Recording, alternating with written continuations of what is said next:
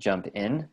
My name is Sean. I work with Helena at Local Futures. Thanks so much for joining us for this webinar on what we can learn from ancient cultures about raising children and education. Before we start, I just want to make sure that everyone can hear me. If you can hear me, could you please just type yes in the chat box? Okay, great. So I've got everyone else on mute for the moment, just so we can avoid any background noise. But if you at any point think of a question that you have during this webinar, please feel free to write it in the chat.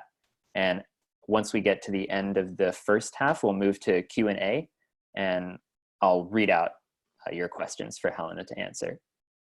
At that point, once we get to the Q&A period, you can also use the raise hand button, which is at the bottom of your Zoom screen, and I'll call on you and you can ask your question out loud if you would prefer to ask it that way. So just another piece of housekeeping before we get going. I know that some of you might not be able to stay for the full time, so I just wanted to invite you all, when you're done with here, to join the International Alliance for Localization, which is a network of individuals, organizations, activists, basically anyone interested in localizing and who wants to connect with others who are interested in the same around the world. So it's a perfect place to carry on discussions after this webinar. You can sign up on localfutures.org, and I'll also put a link in the chat in just a minute where you can join that. We're putting together a Voices from the International Alliance for Localization, Voices from the IAL video project, where we're collecting 2-minute videos from members of the IAL discussing what localization or what local means to you. So it'd be great if you're interested in participating in that, if you could record a little video of yourself talking about that after you join the IAL. So without further ado, I'll hand things over to Helena, who will start by talking a bit about her insights from her experience in the ancient traditional culture of Ladakh and what she took away from that with regard to education and children. Yeah, first of all, I'd also like to ask all of you if you could put in where you're from and maybe where you are right now. Thank you. I forgot to mention that. Yeah, when you write your question, if you could just write where you are as well, that would be fantastic. Yeah, or even if you're just already in there. Yeah. To place. And I also wanted to mention that we are having on the 21st of June, we're launching what we call World Localization Day, trying to put localization on the map. We've got some very exciting and important speakers joining us. I'm very pleased that Noam Chomsky, whom I studied with, has agreed to join us, and Jane Goodall is almost certain to, Joanna Macy, Charles Eisenstein, lots of our colleagues from around the world are joining us. And we think right now, with this fork in the road that we're facing, it's just more important than ever, not only to make visible all the activities that are going on around the world that really demonstrate that human beings long for connection to the plants, to animals, and to others. This is who we are. This is how we evolved, deeply interconnected. We lived according to the spiritual teachings, which reminded us that everything is interconnected, that life is one. We lived in a way where on a daily basis we experience that. And we're now seeing that the most effective therapies that can heal and transform people who are deeply wounded, hardened prisoners, juvenile delinquents, drug addicts, alcoholics, the recipe that works is actually to help people reconnect. Now that reconnection requires that deeper understanding that we have through parenting habits, through an education system. We've actually been trained to do the opposite. we have been, for a few centuries, taken down a path that took us further and further from meeting those deepest needs. It's the need to belong. It's the need to feel seen and heard and loved. We've been taken away from that path through a system that is fundamentally an economic system. So, all of this became very clear to me over many years. It took many years to see this pattern. But I want to come back to what I started saying, which is about World Localization Day. What we see from many years of working with these issues is that still roughly half of humanity is living closer to the soil, to the plants, to the animals, and to each other. There's still much more community in most of what we call the poor countries. The poorest of the poor, according to the statistics that now shape economic development, the poorest of the poor are countries like Ladakh and Bhutan. Ladakh is not a country, the regions like Ladakh and Bhutan. And actually, you will find among the happiest people on the planet in those cultures. It's changing very rapidly because they're being infected psychologically by this dominant economic system.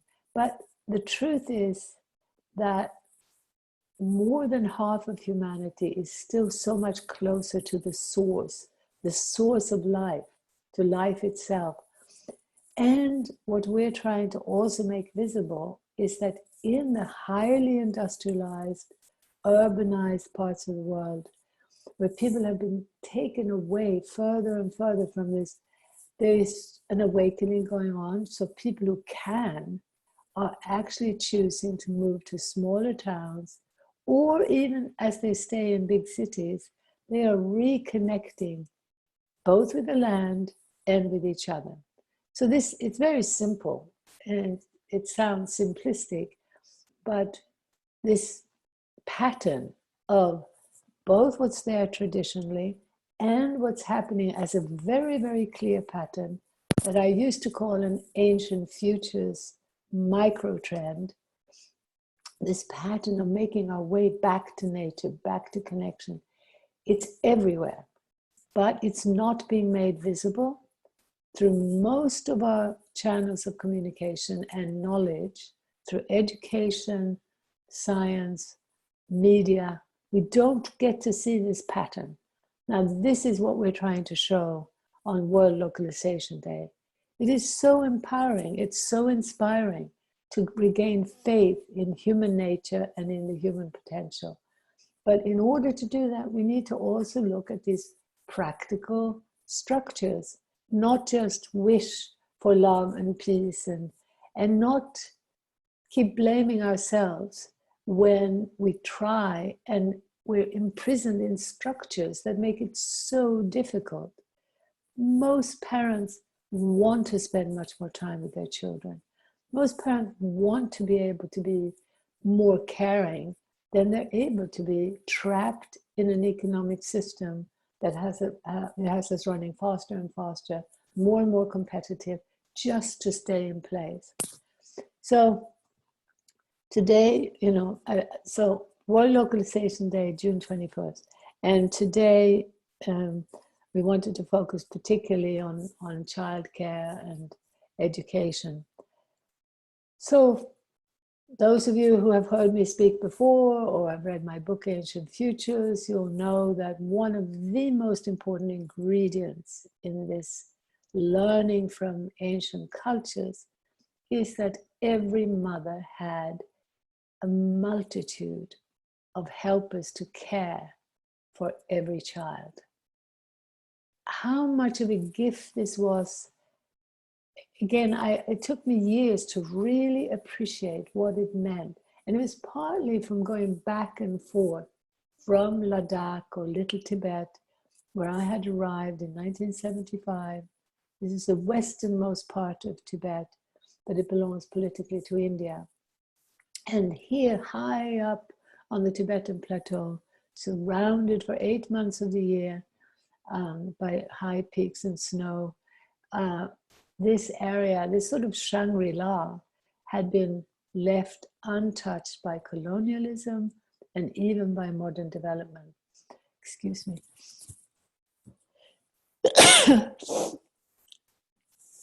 And so I had the enormous privilege of arriving in the mid-70s in a culture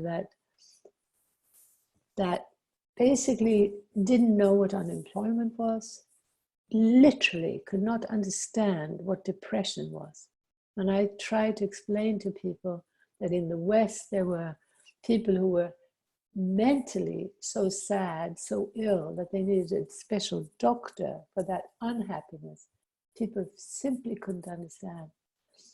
It was a place where suicide was one in a generation, maybe. And I, over the years, living there for about half of the year and then going back to the West, is when things became so clear about these differences. And later on, also as changes started occurring in Ladakh, it became even more crystal clear that our economic system, with its pressures that changed parenting and with pressures that shaped modern schooling, almost overnight, unhappiness, suicide, depression, mental illness, and with it, in exactly the same time period, for exactly the same reasons, pollution, and not just pollution of air and soil and water, but healthcare systems that were toxic, and a worldview that had never really studied health, whether in psychiatry or medicine. In the modern system, we haven't studied health. We haven't studied a healthy society.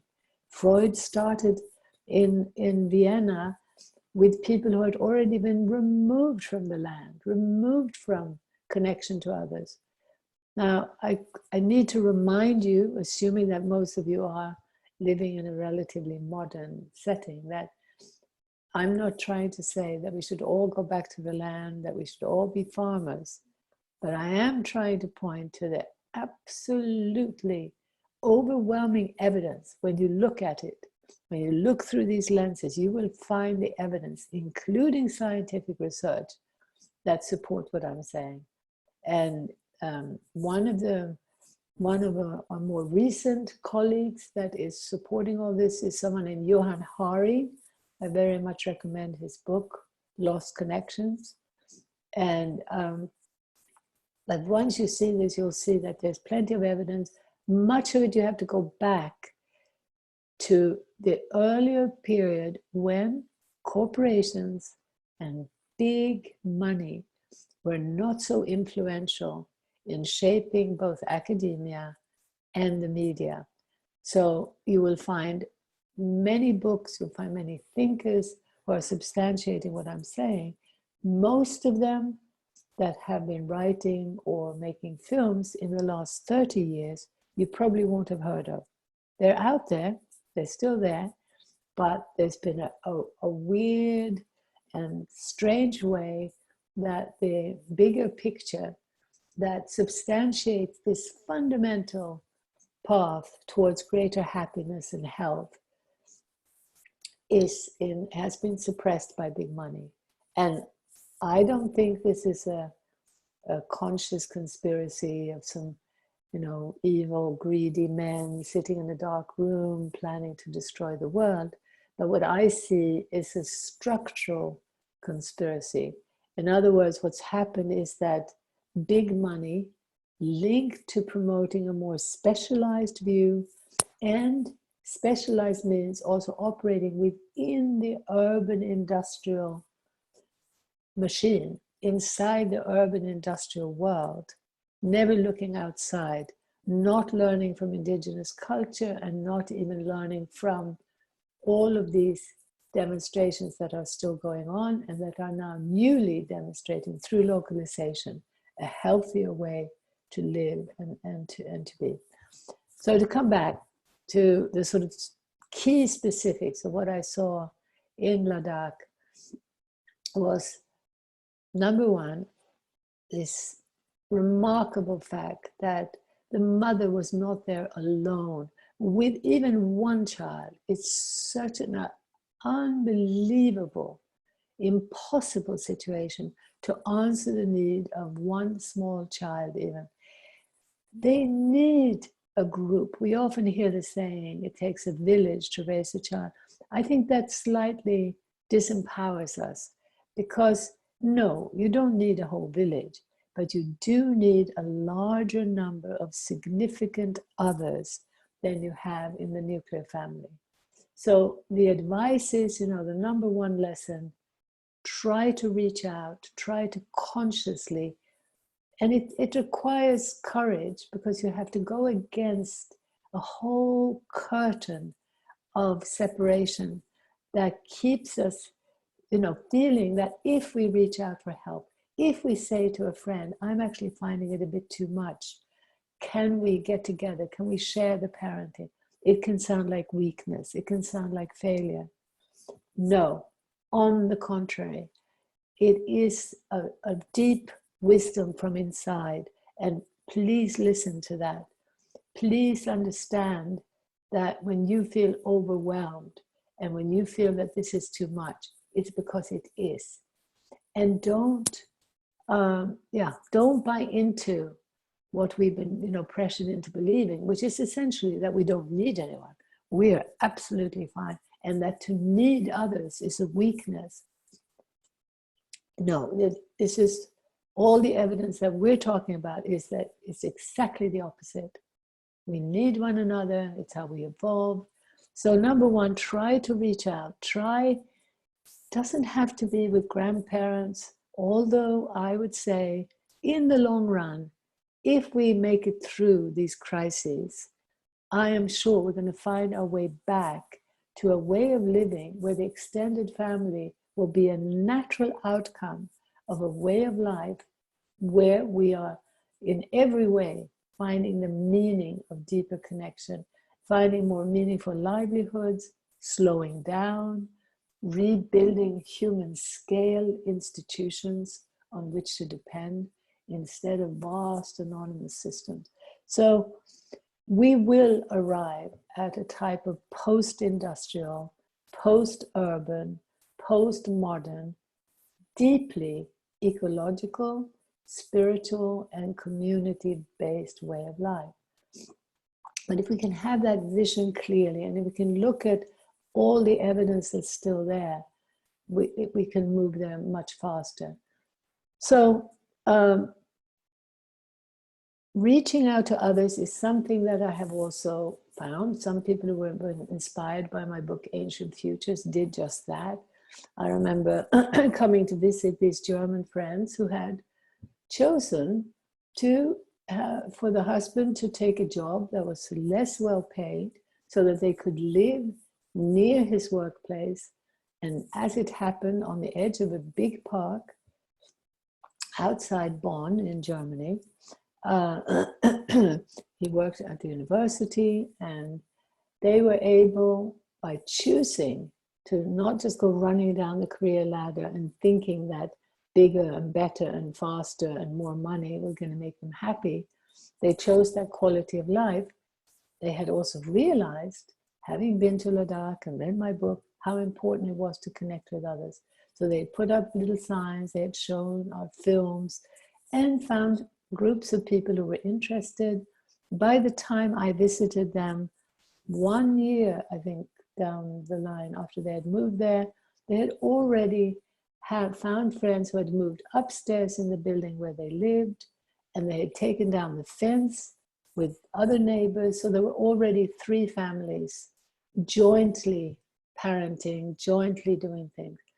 Now, it might sound like a big ask for many of you, and especially if you live in big cities, it can sound very daunting. So perhaps that degree of sharing is scary, but I would still urge you to think of this as possibly, no, I would say definitely the number one ingredient. equally important and easier. And I want to take that back, actually. I think whenever we think about human nature and the human potential, we must look at what we do to our little babies and young children. That's how we shape either frightened, competitive, perhaps greedy, insecure people, or we shape open, loving, caring, happy people. So in that fundamental, important task that we have, that connection to other humans is the number one, and it's the most important. It's also much more difficult for the average Westerner to regain that degree of, to be able to be that vulnerable, to express the need, to really reach out. It's difficult, but the rewards are huge. Easier and really healing is the reconnection to nature. And there we see a pattern that, again, the evidence is huge, you know, even now in schools, when they bring in a dog for children to relate to, it's reducing some of the anger, violence, and frustration in old people's homes. And it's even, you know, connecting to a bird. We have evidence that even if you have a fish tank, it can help increase your sense of well-being compared to the path that we are being pushed into, which is sitting in a high-rise flat without any sign of life, where plastic flowers make it easier, where, you know, even a fish tank is too much trouble, and you're so pressured for time, and you're so alienated that, yeah, that there is actually inside those apartments nothing alive. And I want to add that we're getting to the point where even the food you're eating is not alive. So this, you know, ultimately what we're talking about is reconnecting to life. So, but the reconnection to nature that can take, you know, the small steps can be a fish tank, can be having a bird in the house, can be having a dog or a cat. It can be, and hopefully will be, a much more conscious attempt to perhaps create your own vision quests. You know, vision quests are a way of a deep reconnection, a spiritual awakening that comes from traditional culture. And unfortunately, in our commodified culture, this can be a rather expensive thing to do. But if you understand the basic pattern, you can, with a group of friends, choose to go out into nature, ideally as wild as possible. But even if it's not wild, try to get away from the man-made built environment. Try to find a place where you can be, where you can encourage your children to actually spend some time being, breathing. Encourage them to just sit under a tree for a while and look at the beauty of the leaves, or look at the sky. Encourage them not to just go out to use grass as a football field, which can also be healthy, but this is about this deeper spiritual sense of awakening to the wonder and the awe and the sense of being so small, and yet as you feel part of this huge expanse, you feel enlarged, vast, and full of joy. This is an experience that, you know, most spiritual teaching fundamentally teach us about, but it's the actual practical, more embodied, experiential, sensual awakening that is a very important part of this, of really learning from these teachings. And that again is something that I learned in my, you know, through these experiences in Ladakh. I came to realize that their spirituality was something that was embedded, it was part of everyday life. It wasn't something very serious that you only do on Sundays. It wasn't something so separated from the rest of life. So, and another aspect of that, by the way, that I've only become more aware of recently, is that there's now new evidence about the science of what happens to the brain when we're in a more meditative state, and how that induces a feeling of happiness, of hormone changes and so on, that induce a sense of peace, calm, and joy. And it turns out now that there's a recent focus on something called the vagus nerve, and it's a big nerve that goes straight through our body and affects everything, including hormones and everything. And that is stimulated in this positive way when we chant or hum. And I realized that the Ladakhis, you know, in this ancient culture, they were doing that regularly. And not only were they regularly humming, but they were regularly moving in and out of, essentially resting more in what we now know to be the right hemisphere. And the minute you speak, the minute you act, you're actually activating the left side of the brain, which needs focus. It's very important. But we've been trained to live in that hemisphere. We've been trained to, there are now a friend of mine, a new friend, well, a few years ago, we became friends. It's Ian McGilchrist. I also really recommend his writings. They're a bit dense, but his important message is this concern that we have to be careful that we don't atrophy this vitally important part of the brain. So he's seeing how modernity is actually affecting us physically, affecting our brain. There's also more research now how it's actually affecting us physiologically in our whole body. But anyway, what the Ladakhis do is literally while they talk to you, they will say, you know, how are you today? And then, Om Mani Padme Hum, a mantra. And then, where did you go? Om Mani Padme Hum. Literally in conversation, moving in and out of that, the chanting, the stimulation of the vagus nerve, the shift in the brain, and a more peaceful meditative pause, and then back to the left brain, focused. Whenever we use language, we are cutting reality into bits. So we are actually moving into a modality that is action-oriented and that does fragment. So this is why, you know, all the wise spiritual traditions have to be described as mystical. Mystical meaning that it's not something you can put words on, you can only have that deep experience of it.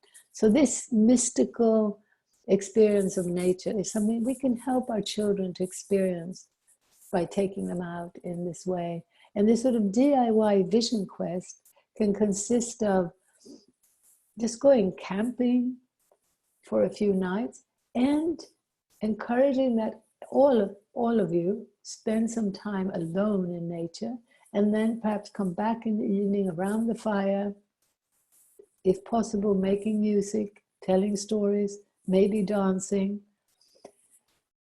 Another aspect of the sort of child care and child rearing, if you like, was encouraging that everyone in a participatory way danced, sang, and made music. It wasn't about being perfect. Another key in all of this, there's so much to say and I'm going on too long, but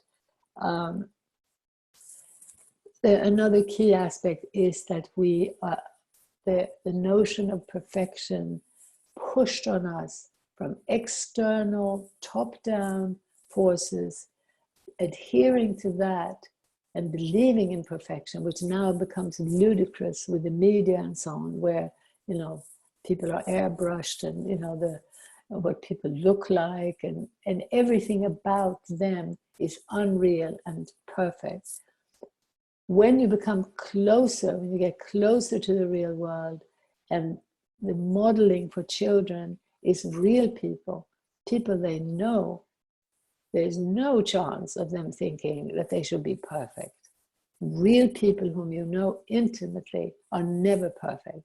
So you're basing your identity, your sense of self, on reality, on real people, instead of some fake ideal. this is, you know, a really important reason to get your children off the screen as rapidly and as much as you can. And I realize that it's difficult, and don't feel guilty if you are using your child's, or if you're using an iPad as a babysitter. It's a natural response to an unnatural situation. So I'm very, very keen that we understand the bigger picture, but really try to avoid blame and shame, either others or ourselves.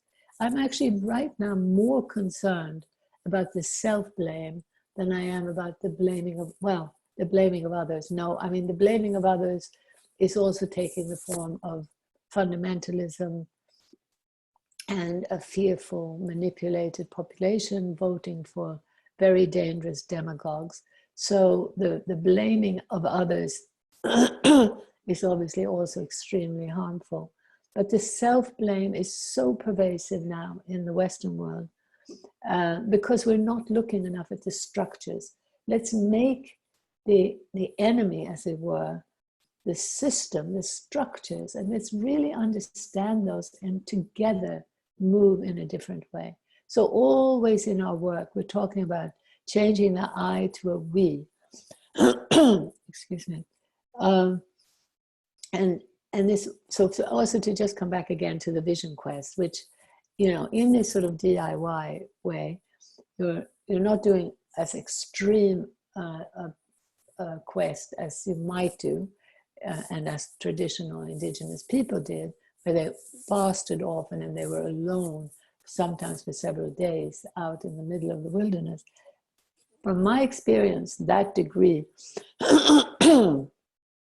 that degree of isolation is not necessary to induce and encourage an appetite for and a joy in nature and in that connection. One thing to also try to stay away from is the labeling that has been part of the Western tradition, the pride in being able to know, okay, the name of this kind of tree, that bird, I know everyone and I know their habits. I know. Yes, there is something to be gained from knowing them more intimately, but sadly in the West, this labeling has become part of a sort of competitive, aren't I clever path. And that competitive, aren't I clever path is what separates us and leaves us lonely and unhappy. So we have to be a bit careful of that so much of what we're training our children now to do is to be so incredibly productive and clever, and we're not realizing how it's part of a path that is, as I say, fundamentally competitive and separating. So in the DIY vision quest, it's also very interesting to me that you'd be likely, or I would recommend that you come together in the evening. And as I say, sitting around a fire is something truly wonderful, truly archaic. Don't believe that wood smoke is toxic. Of course, too much of that could be, but we've got to wake up to our senses and remember how much we enjoy that smell of wood smoke. And there's been, I can't go into all of these things about embracing the natural instead of the artificial. Maybe I just mentioned about the wood smoke.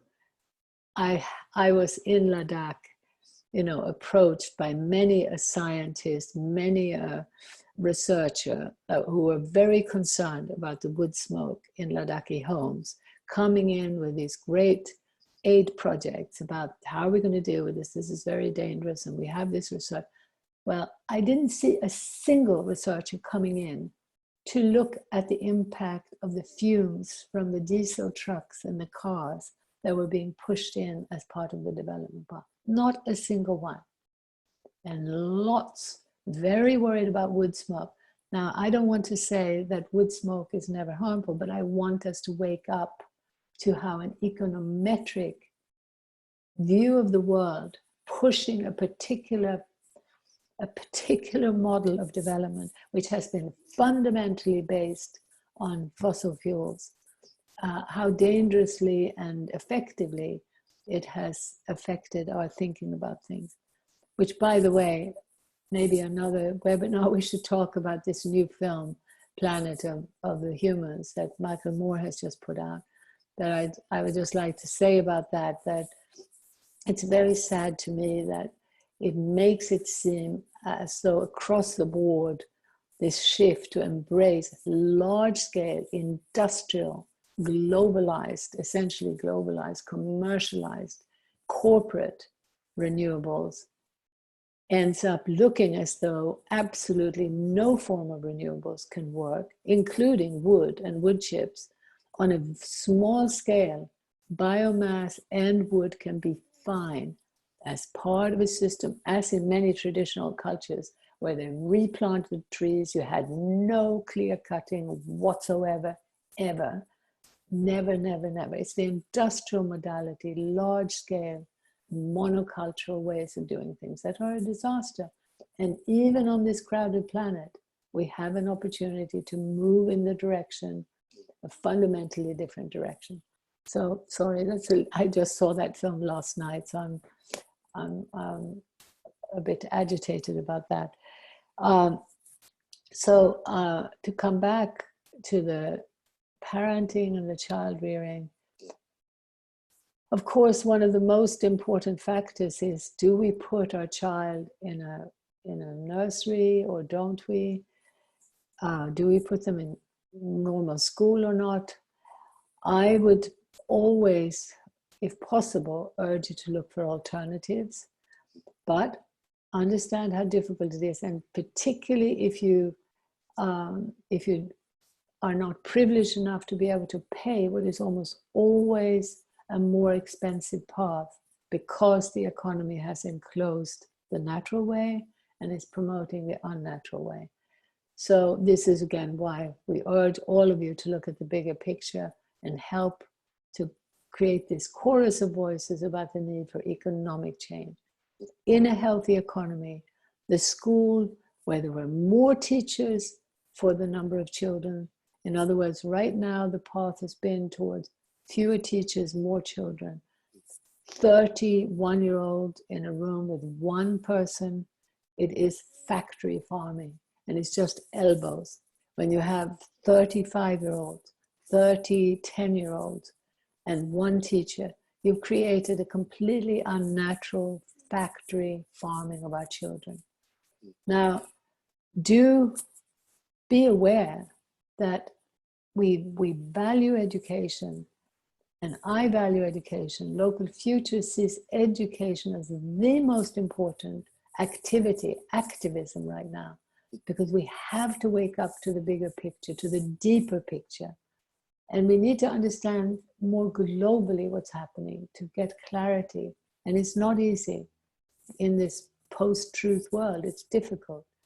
But education as an institutional imposition started with wealthy industrialists wanting to train people to be more obedient and more subservient, more disciplined, and they set up schools to train from an early age children to be able to sit still, take orders, and fit into the industrial machinery, the industrial production. That's how schooling started. So let's not confuse schooling with education. Let's see that in most ways it's the opposite. And I can't, what's very difficult is that in places like Ladakh and even Bhutan and in villages of China now, the schools are Victorian. You have 4-year-olds in a cement box, often without windows, virtually no windows, all day, struggling to learn English, struggling to fit in with the new machine, which is bigger, more corporate, and providing more meaningless work than ever. You're an even smaller cog in an even bigger machine when you come out of those schools. And the competition is so intense that you will often have 1,000, well, in fact, more recently, I think I heard of 10,000 graduates in India applying for jobs as cleaners, government jobs as cleaners. Now, it's a path that is not working. So please don't think that you've got to provide your child with a good education to ensure that they have some kind of security. Really now, after COVID, I think we're getting quite a big wake up where people really are questioning the business as usual path. And the business as usual path is where your child will end up if you push that child to go down the conventional path. It is taking you, if you succeed into the big city, almost all the jobs are concentrated in fewer and fewer urban megalopolises. In those megalopolises, the price of housing is completely, ridiculously out of reach. And that's true in Beijing and Delhi as much as it is in New York and San Francisco. So you're talking about herding the human race into these enormous, unnatural mega cities. And you're talking about this a stress and a competition that is showing its huge cost already at university, where young people are feeling so pressured and so stressed that the suicide rate and, of course, epidemics of depression and anxiety are, in every country. I don't know of a single exception. So we need to look broader and deeper to understand why. Why is this happening? What's going on? And how can we right now, as individuals, in our own ways, with our limitations, especially time limitations, what can we do? Well, I'm trying to encourage that we just take a breath and just, the message we have, if you're willing to step back and rethink and look at the bigger picture and learn from people who lived on this earth for 23 hours and 59 minutes and 59 seconds of our 24-hour clock of humanity on earth. This industrial thing is a bleep, it's a second. It's not who we are. It's not who we are. So if we can just wake up to that and listen more to our bodies, to our hearts, to the natural world, then we feel empowered. And when we link up with others who are beginning to see things in the same way and who are willing to go another way, then when we change the I to a we, there's so much more that we can do. And it really helps even, with just one other person, and ideally the group that you might join with to embark on a new direction. For instance, say share homeschooling. Maybe the ideal group would be something like 10 families. I've seen that work with, they might even be as far as an hour's drive apart, but they shared the schooling so that it worked fine for 10 families. To do it completely on your own, as many are probably realizing now during the pandemic, can be very hard. And unfortunately, sharing now would mean doing it on screen. So I know some parents are shying away from that. But the huge, huge hope from our side is that once we get out from lockdown, is that we will come back to much deeper face-to-face sharing and contact. So another, key lesson in all of this, in living in the ancient culture, was also that people never sat all day. It's a simple thing. And it's one that's being, now becoming very clear in medicine. But this is another part of that industrial process. What happened with education, sit still all day. And when you do that, especially to little boys, just making them sit still all day is a recipe for violence. Then you add to that, pump them full of sugar, put them in front of a screen, and you have created a multitude of illnesses. And, lots of Ritalin and all kinds of drugs are supposed to deal with these disorders. When the disorder is the structure of treating a child in such an unnatural way. So movement, using our bodies, running. I mean, again, you would see in these traditional cultures, you know, a child running up 1,000 feet up the mountainside, coming back again and doing the same thing, you know, 3 times in an hour or something. And then you have experts coming out and saying, oh, these children, when they're born, they're too small. They are malnourished. And I would say, yeah, they're smaller than we are, but just watch that 5-year-old and see how he's running up and down the mountain all day. He's not in any way suffering from being malnourished. In fact, he's much healthier than the average larger, plumper Westerner.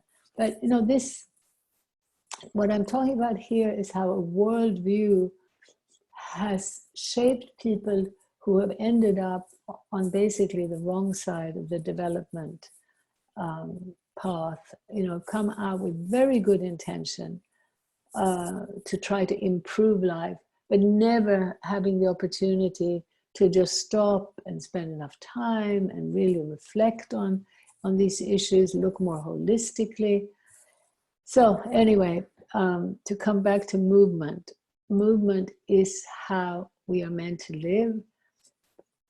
The schooling that keeps them seated all day is just that alone is a nightmare. And we must learn from that, about that for ourselves. And of course, now there are more and more recommendations. We shouldn't sit in front of the computer for an hour. We should be getting up every half hour and moving a bit. So this is one of the many elements of what we absolutely have to pay attention to in alternative education as well. And the generational community fabric is another one that is essential for us to understand how we can create much, much more collaborative relationships.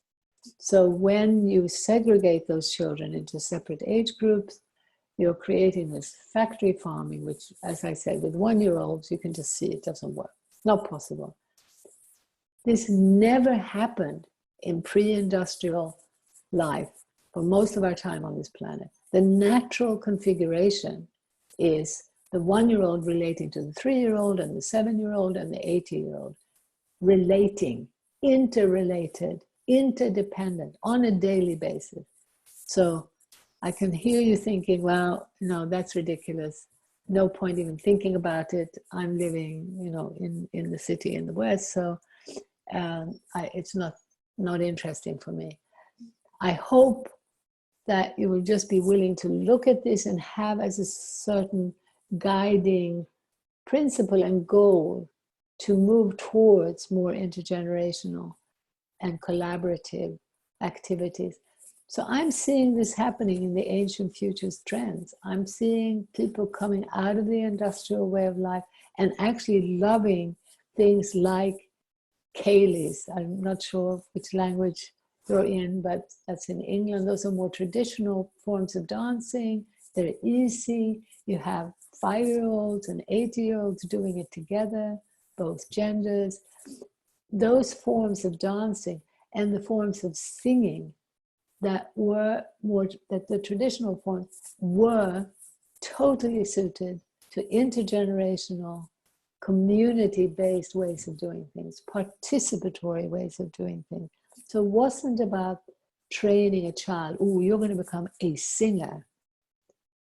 Luckily, people were able to be many things. They were able to sing a bit, play music, build a house, make clothes, paint, be creative. Now, moving from this one-dimensional way of being, this industrial factory product, this monoculture, towards being far more of a Renaissance person, if you like, that is another goal of healthy education and of a healthy economy, which allows for that.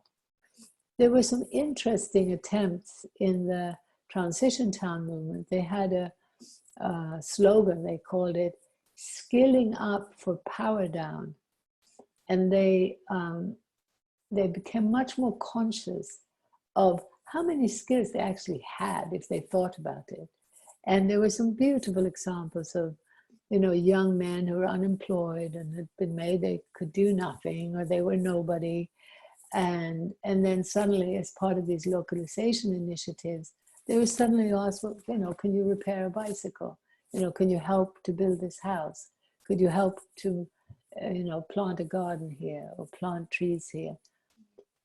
And suddenly it turned out that actually, either with a little bit of training or with no training, they could actually be contributing members of the community. Now, these things are happening in the cities as well. They are, you literally have groups coming together in cities, sometimes even calling themselves eco-villages, sometimes they're calling themselves co-housing projects, sometimes they're just naturally occurring groupings. The biggest one I know of is in Seoul in South Korea. And there it started off as a project to prevent a development. There was just a little bit of a park in Seoul, and that was going to be developed. So the local people all around it got together, fought off the development. And from that coming together, they started building alternative structures, an alternative school, the businesses, even including a dentist and doctors that lived there, were all part of this new community. And the school used to also send children out so they could learn about farming. And now some of them are moving out and creating a sort of eco-village outside of Seoul. Now this sort of trend of moving out of the city is happening. And it's a good trend. It's not the idea that every human being should move out of the city. There can be a very good balance between city and country, but absolutely we need to look at the education path linked to the economic system that's fundamentally urbanizing and literally on track to urbanize all of humanity. No, we need actually to have some of the people who moved into those mega cities to start to move out, policy change, which would mean changing subsidies, taxes, and regulations, the key mechanisms through which government shapes business. Changing those mechanisms to support the small and the local instead of the big and the global would lead to this type of transformation. But I know most of you didn't come to listen to me talking about policy. So I'll stop there, and I hope we can have a good discussion. Thank you all for listening. Thank you, Helena. We have a couple of questions already in. I just want to remind you that if you have a question, you're welcome to write it, either write it in the chat box, or you can use the raise your hand button at the bottom of Zoom, and I can let you ask your question verbally if you prefer to do it that way. I'll start with this just quick question from Peter, who is in South Korea, I believe. He's asking if you know how one could contact or learn more about the community that you described in Seoul. Yes, we can. If I can give the details, if he writes to us at Local Futures. Yeah, it's called Sangmisan, and we have some writing about it, but I don't have, I'm not sure if I have a personal contact still. Yes. Yeah. Feel free to write to us either on Facebook, or you can send an email to info@localfutures.org, and we'll get back to you. So next question is from Aikokul, and I hope I got your name right. She is in Geneva by way of Kyrgyzstan. And I'm going to kind of paraphrase this question a little bit. But the question is that as even the very definition of indigenous people was developed by the UN, today support or aid for those communities is constrained by the ideology of groups like the UN and similar large aid NGOs, which promote a neoliberal ideology of individualism that is affecting so many young children's sense of self in Kyrgyzstan. Many of them think that economic problems have to do with the failure of their parents, as the neoliberal ideology has taught them to believe that everyone who tries can make it. So how to address the fact that this funding brought by aid organizations is nothing in relation to the damage they're doing to the social and communal fabric? Well, I think the way to address it is to try to practice what I call big picture activism. It is about, in a kind and compassionate way, trying to get this bigger picture out. And we're talking about a more holistic view, and we're talking about there are fundamental principles at play here. You know, who are we actually by nature? What do we need to enjoy a sense of health and well-being and happiness, and a clarity about the fact that this system isn't providing it. And I think you have to go deeper than just using the language of neoliberalism. You see, neoliberalism the problems are deeper. Many of the neoliberal, many of the people critiquing neoliberalism are not going deep enough to look at these fundamental issues I'm dealing with. So they often think that, for instance, in Scandinavia, where I grew up in Sweden, that this was sort of a perfect blend of, yes, industrialism, large scaleism, and a kind of government.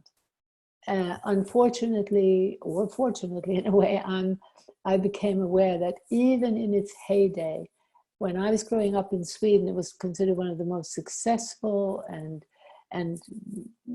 benign sort of industrial state. However, already then, people have been, by being driven away from nature into large cities, living in high-rise apartments, the depression and suicide rate and alcoholism was quite high. Have we listened to those signals? Do the neoliberal critics, or rather the critics of neoliberalism, listen to that? No. So we need a bigger picture, which is also would raise the status of the rural population in Kyrgyzstan, would raise the status of Kyrgyzstan itself, because what we're seeing now is that almost any of the countries that are seen as less developed are carrying a huge cultural inferiority complex. They are, you know, either explicitly or implicitly looking up to the industrial world and believe that things are so much more successful there than they are. So part of the education process is to do, you know, the sort of thing we've tried to do are reality tours, where people from Kyrgyzstan, for instance, would come and spend time, particularly in the United States, would be very helpful, because the United States is held up as the, you know, preeminent model of neoliberal economics. And for people to see, you know, how you have greater poverty. Probably you will not find anywhere in Kyrgyzstan the same degree of poverty that you will in the United States. So bigger picture education is really, you know, the only antidote. And I think if it's done with compassion and clarity, I think there's a potential to build a very powerful movement for change. And part of this bigger picture is also that you should ideally link up with colleagues and supporters in the West, so that you have this cross-boundary collaboration and information exchange to strengthen your convictions and to stand up for, essentially, it's a human liberation front. Human beings need to be liberated, to be free of that sense of shame and imperfection. They need to be liberated. By the way, the shame and imperfection also started with Christianity, you know, sort of historical background before this Western industrial project extended across the world. Christianity did a very good job of spreading a monoculture based on self-rejection, rejection of the body, original sin. It was not life-affirming. The happiness and the truth was up in the sky somewhere. Our bodies were dirty, we were bad. So, you you can find in Kyrgyzstan, you will find a worldview and a traditional way of the world that will be seen as extremely progressive among thoughtful and deep thinkers in the West.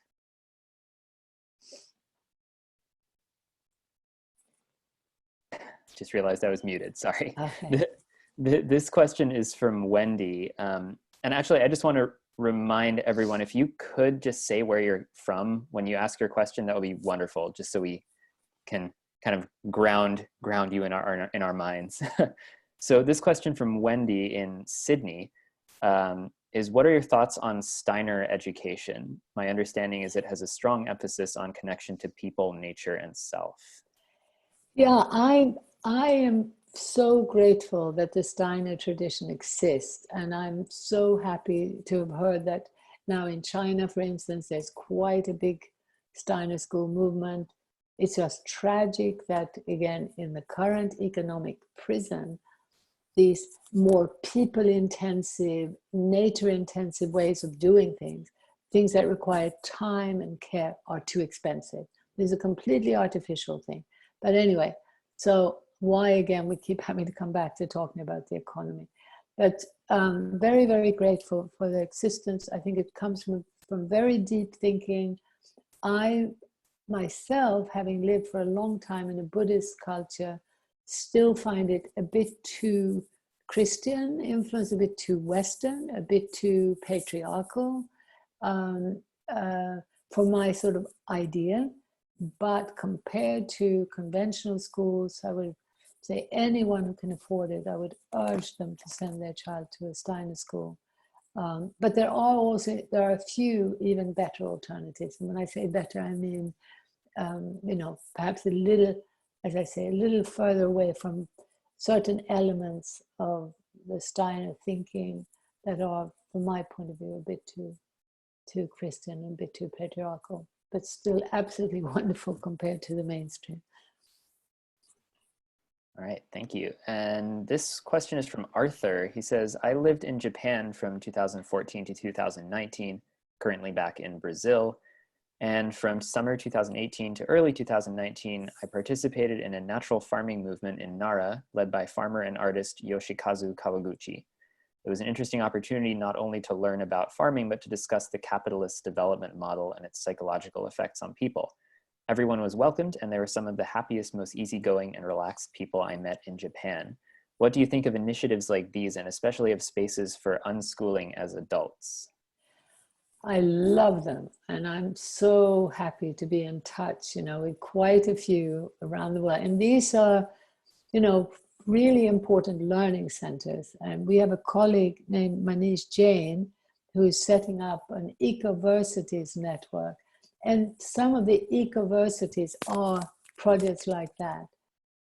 So I think, my dream would be that every child, living in the city would have the opportunity to have an experience of that, and to then have the choice and enough education to be able to choose whether they want to live in the city or in a smaller town and closer to the land. We're seeing that there are actually quite a lot of young people now who prefer farming as their favorite livelihood. Again, it's about changing the economic path to make it more possible for more people, and we need to have many, many more small farms. Small diversified farms can produce vastly more per unit of land. So it's what we have to do as humanity to grow the food we need without destroying the planet. And there are, again, when you look closer to the ground, this is what, in fact, we'd love it if you could send in that example. I'm not sure if I know about that. Probably my Japanese colleague will, Keibo Oiwa, our Japanese colleague, because we work with several projects like that in Japan, but we'd be really grateful if you could send in the details of that project to us.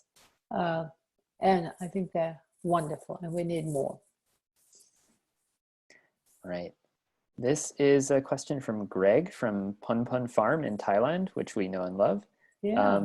He's asking, what are some of the beneficial topics of modern education that you feel should be included in a cross-cultural homeschool environment?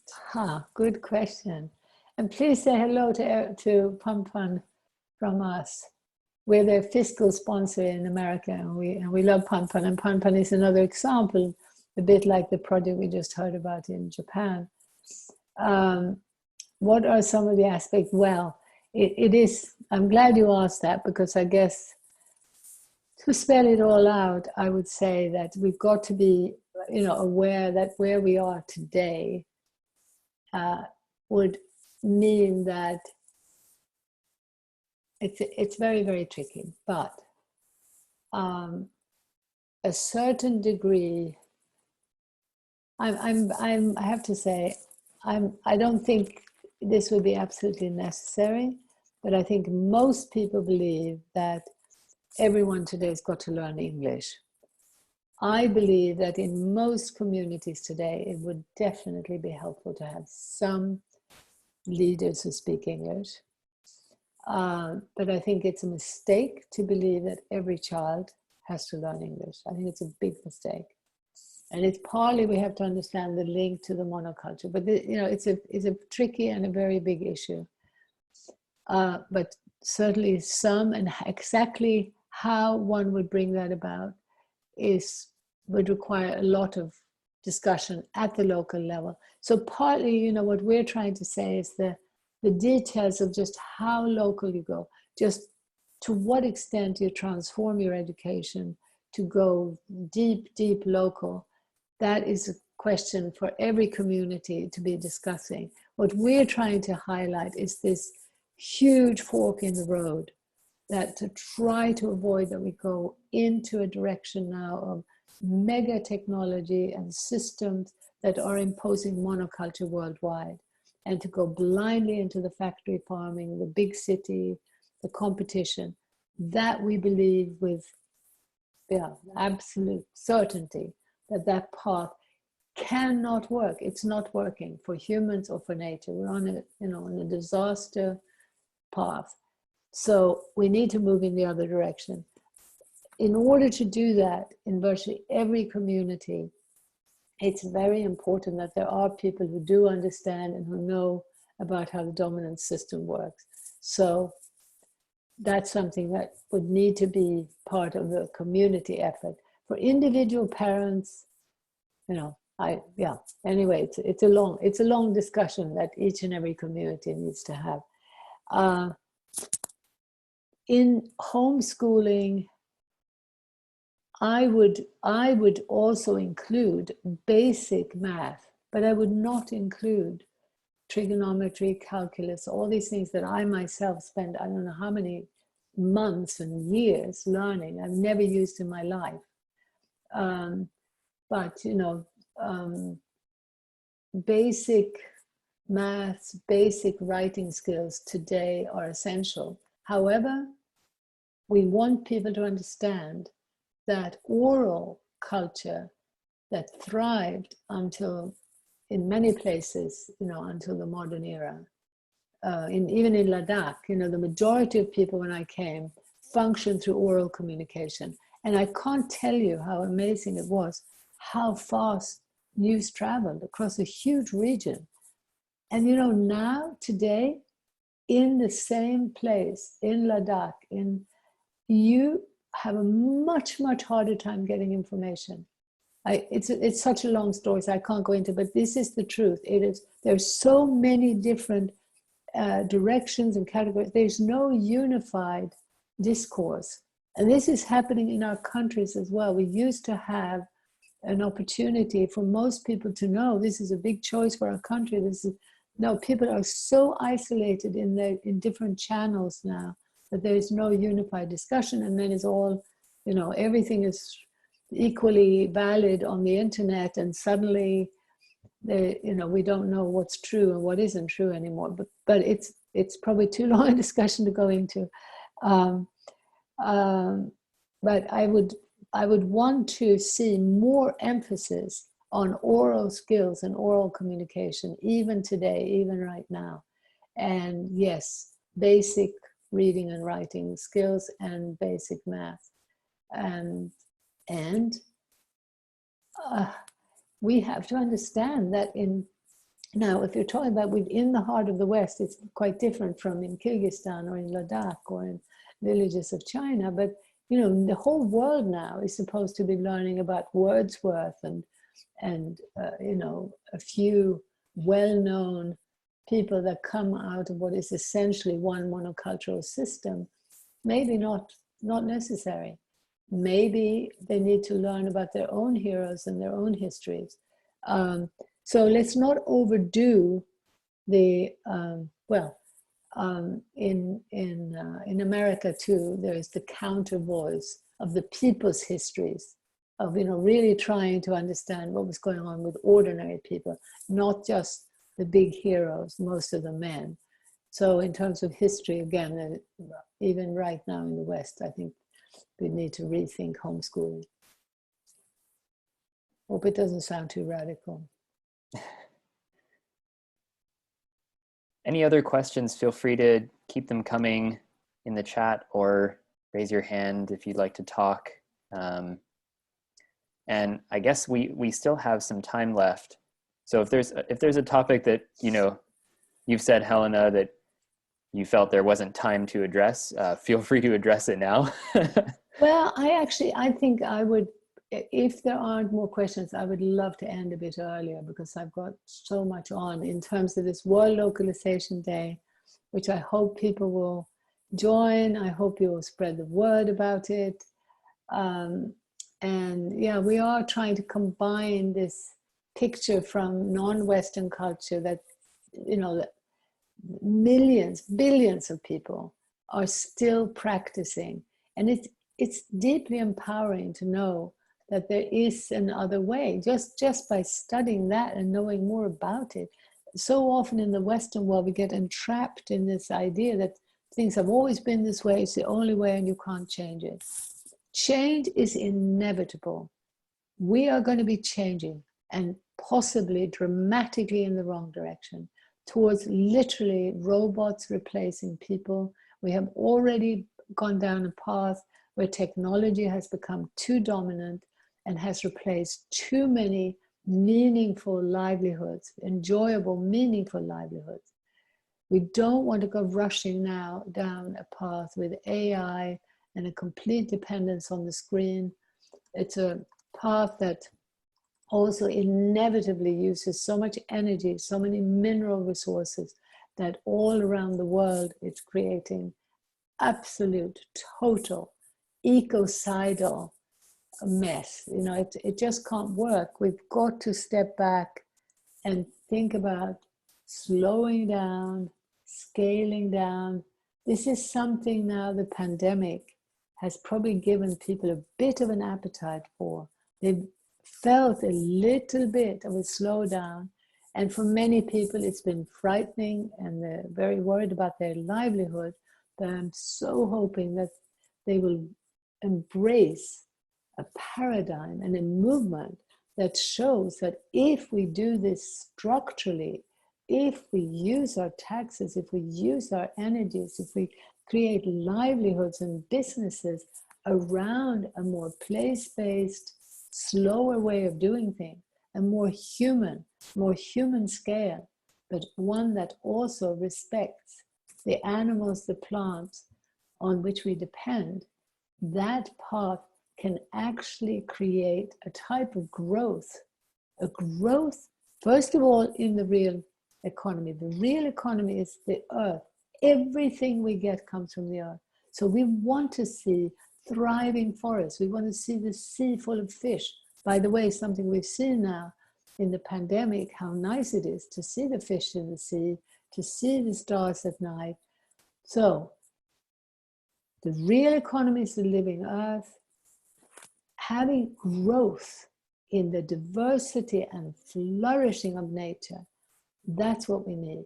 Most fundamentally, we need to be really clear that small diversified farms produce far more per unit of land. We have been fed a myth about efficiencies of scale, that we need bigger and bigger farms. bigger and bigger supermarkets to feed the world, genetic engineering, now plastic fabricated food to feed the world, because we've been told that farming is so destructive. Farming has become very destructive because it's been led by industrial interests, and we've been going along with the path that we had no idea how destructive it was, that on the other side of the world, the food that we were buying in the supermarkets was grown in a way that was toxic and polluting and employed people in a slave-like manner, almost like machines. Now, when people work on giant monocultures like machines, then it's better to get in big machinery. But the path that we must go down to feed ourselves is actually with smaller farms, with more people on the land, people who can care for the particular nature of the soil. 1 meter away, the soil can be more sandy. Another step, and it has more clay. The same two plants that you plant 1 foot apart can and will always grow differently. Diversity is a principle of life. It's a fact of life. And this is what we're talking about also with our children, with the schooling and the parenting and the ability to allow us to be unique and individual. But here I'm talking about, in order to feed ourselves, in order to clothe ourselves, to provide for our needs, we must wake up to the fact that smaller, more diversified approaches are what can not only nurture the real economy back to life, but create greater productivity than we have ever seen. We have never, as human beings on this planet, to my knowledge, there have never been people who were forced, because now of overpopulation, to be so careful and so focused on increasing diversity to increase productivity without doing damage. So we've never been in this position before, but already now at a small scale, on small farms, in permaculture projects, biodynamic, regenerative agriculture, there are different labels, but the key that we must understand is that the production needs to be as diversified as possible, and that means closer to the market it provides for, the shortening of the distances. Now that is an amazing truth and an amazing opportunity for us to feel more optimistic about the potential of what we can do. That includes, now also in light of this film, a new Michael Moore film, that small scale biomass use, including wood and other forms of that, can be fine as part of mixed human scale systems. To get sense of what's happening also to our energy production and use, we need a decentralized grid. We don't need some high-tech microgrid, actually, but we need to have a view of who's putting energy in, who's taking it out. We need to have a holistic view of what is happening at the national level. We have a joke going on right now about talking about a nation's carbon footprint. It's an absolute joke. What is the carbon footprint of America when half of what it uses comes from China, Indonesia, Mexico? What are we talking about? To get the actual carbon footprint now, you have to go around the world and look at each factory, how much energy was used to, first of all, comb the yarn for this cotton t-shirt, and then transport it across the world to have it be woven, and then somewhere else to be dyed, somewhere else to have the printing on the... We are being really hoodwinked because we're not looking at the global picture. And it's very difficult to do so. I mean, we landed in this by chance. Just I did, because of this Ladakh story and because I was already quite globalized. So I ended up looking at the story from the grassroots, as well as talking to ministers and even prime ministers and head economists in many different countries. Then the picture becomes much clearer. This global economic system is what's destroying us, and it's because of scale and speed and over-specialization. The education we need right now is that holistic bigger picture, to not only see how destructive that is, but to wake up to the fact that more than half of humanity is not part of that destructive path yet. Let's help those people stay where they are. And the best way we can do that is by localizing as rapidly as we can in the industrialized world. That doesn't mean ending trade. It doesn't mean every business being tiny. We're talking about farming, forestry, and fishery. And remember, those are that's the primary production. Then when it comes to industrial production, and of course we're going to want some technology, some centralization, and it'll be needed also. But how big, how global, there I would argue that no business should actually in the long run be allowed to move around freely and blackmail governments. So every business should be place-based. It could be an industry at the national level, but adhering to democratically determined rules. And when I say democratically, that means regaining any form of real democracy, which of course we don't have now. So we're talking about much greater participation from the environmental and social movements, from the grassroots. There's another whole picture there of how do we create that. We have ideas about that, but I won't get into all of that now. But so it's a big turning right now that we're facing, and I do have a very hopeful sense that this pause has created a majority will to not return to business as usual, a majority will, an openness, a hunger for some kind of hope of how we can move forward in a meaningful way. And I think we have some very, very clear principles and experiences of real things on the ground that are demonstrating the building blocks of a different direction. The details and the degree of localizing, the degree of, for instance, that language issue, the degree of diversity, this is something that people need to have the right to determine for themselves. What we are pleading for is genuine democracy, genuine respect for diversity, not just some multiculturalism that Coca-Cola advertises.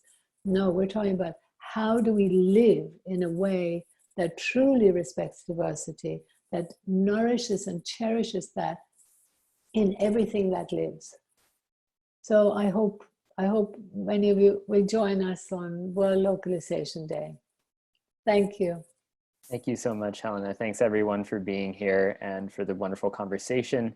I just want to let you know that this was, we recorded this conversation and it should be in your inboxes very soon. So look for that. And yeah, hope you'll join us for World Localization Day. Thanks so much. Thank you, Sean. Thanks so much for your help. Bye-bye. I think you might have to end the meeting, Helena. I think I somehow made you the host. Okay, all right. And are we on our own now or not? No, people are still dropping out. All you right. see that there's a red button in the bottom right that says end meeting. Okay. All right. There. All right. No, wait a minute.